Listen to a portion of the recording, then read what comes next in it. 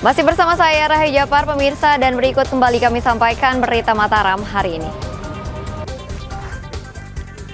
8 hari pencarian, remaja asal Jakarta yang dilaporkan hilang saat mendaki di Rinjani ditemukan meninggal dunia. Sepasang suami istri ditangkap polisi karena membawa kabur sepeda motor milik keluarganya.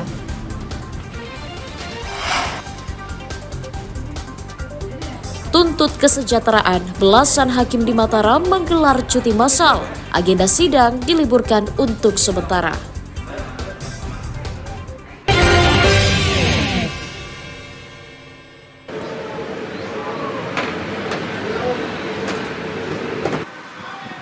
Belasan hakim di Pengadilan Negeri Mataram mengajukan cuti massal mulai 7 Oktober hingga 11 Oktober untuk menuntut kenaikan tunjangan kesejahteraan.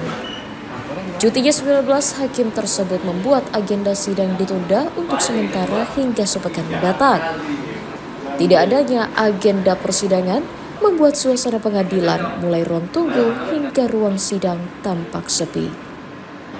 Cuti massal para hakim sebagai bentuk solidaritas atas gerakan nasional hakim untuk meminta kenaikan gaji dan kesejahteraan yang tidak pernah diperhatikan oleh pemerintah sejak 12 tahun lalu. Bukan kita mogok atau apa, administrasi tetap berjalan, tapi persidangan yang disidangkan oleh hakim itu kita tunda dalam minggu ini ke minggu depan. Nah, itu kita lakukan sesuai dengan petunjuk dari Ketua Pengadilan bahwa kita ikut mendukung solidaritas hakim Indonesia itu yang audiens dengan DPR MPR RI itu untuk bisa setara dengan pejabat negara ini. Karena selama ini dalam PP 94 itu bahwa hakim itu adalah pejabat negara yang mendapatkan fasilitas seperti pejabat negara yang lain. Apakah sudah mendapatkan haknya sesuai yang diinginkan atau? Kalau berdasarkan tuntutannya teman-teman hakim, tentu masih jauh dari cukup ya, jauh dari cukup. Karena sederhana, kalau mau melihat gaji hakim, lihat gaji, tanya aja golongannya. Dia PNS golongan apa kan ketahuan tuh. Kalau gaji ya, dia golongan 3B kah, 3C, 3D, 4A, 4 sampai 4E, itu jelas. Nah, tunjangannya itu berdasarkan PP 94, mulai dari range 8 sampai 14 jutaan.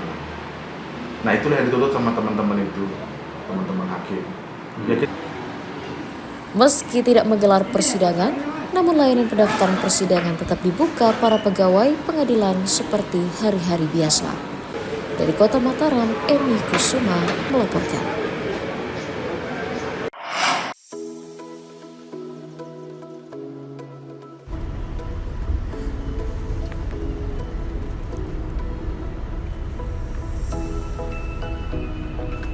Banyak cara warga mendulang rupiah. Warga dusun Mengilok, Desa Batujai, Kecamatan Praia Barat, Kabupaten Lombok Tengah, merajut tanaman eceng gondok menjadi aneka kreasi seni yang bernilai ekonomis. Di tangan terampil para perajin, tanaman yang selama ini dianggap menjadi limbah yang tumbuh di bendungan Batujai, tak jauh dari desa mereka, justru dijadikan bahan membuat sandal hotel, dompet, hingga topi yang unik. Meski baru dimulai sekitar 3 bulan lalu, saat ini perajin yang kebanyakan ibu rumah tangga sudah bisa memproduksi 50 hingga 60 karya per harinya. Pemesanannya kebanyakan merupakan warga lokal atau para pelaku wisata di kawasan Mandalika yang ingin menjadikannya sebagai souvenir. Karena terbatasnya SDM dan modal usaha, para perajin mengaku belum bisa memasarkan hasil karya mereka secara massal keluar daerah. Untuk saat ini kita masih di sekitaran 50 per hari untuk sendal hotelnya. Untuk yang lain masih kita lihat dulu, tergantung pesanan gitu. Selain sendal apa saja nih? Ada tas, ada topi juga, dan akan kita kembangkan ke produk-produk yang lainnya juga sih. Kalau untuk penjualannya kemana saja?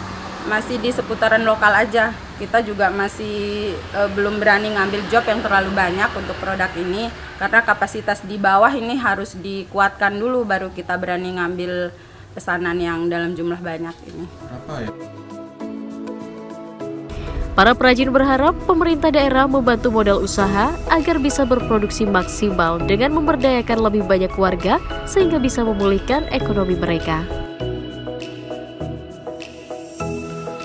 Lukmanul Hakim melaporkan dari Kabupaten Lombok Tengah.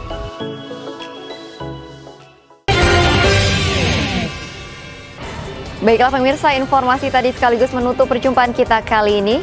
Saya Rahayu Japar dan segenap kru SSJ yang bertugas pamit undur diri dari hadapan Anda. Terima kasih, sampai jumpa dan selamat beraktivitas.